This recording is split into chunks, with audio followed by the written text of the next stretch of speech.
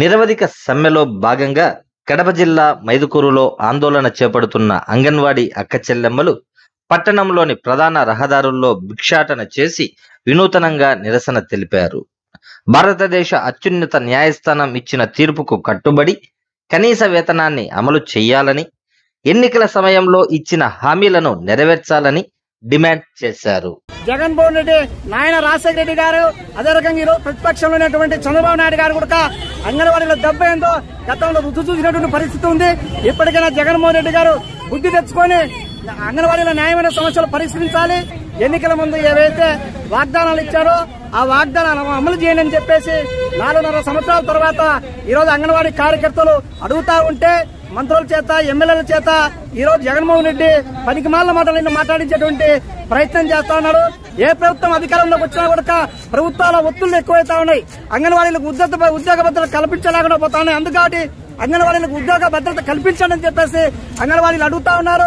Supreme court తీర్పు ఏదైతే ఉందో సమాన పనికి సమాన వేతనం ఇవ్వాలని చెప్పేసి సుప్రీంకోర్టు చెప్తా ఉంది. దేశ అత్యున్నత న్యాయస్థానమైనటువంటి సుప్రీంకోర్టు ఏదైతే చెప్పిందో ఆ తీర్పు ప్రకారం 26,000 రూపాయల కనీస వేతనం అమలు చేయండి అని చెప్పేసి ఈ రోజు అంగన్వాడీలు అడుగుతా ఉన్నారు. ఇన్ని అడుగుతా ఉన్నా కూడా ఈ రోజు సచివాలయ సిబ్బందిని ముందుకు తెస్తా ఉన్నారు, డ్వాక్రా సంఘాలు ముందుకు తెస్తా ఉన్నారు. అంగన్వాడీ కార్యాలయ తాళాలు మొదలుకొట్టి మరి ఈ రోజు బలవంతంగా స్కూల్ నడిపించే ప్రయత్నం మేము అడుగుతా ఉన్నాం. ఈరోజు జగన్మోహన్ రెడ్డి గారిని రేపు పొద్దున్నే మున్సిపల్ వర్కర్లు సమ్మెలోకి పోతారు, మున్సిపల్ కార్మికులు సమ్మెలోకి పోతారు.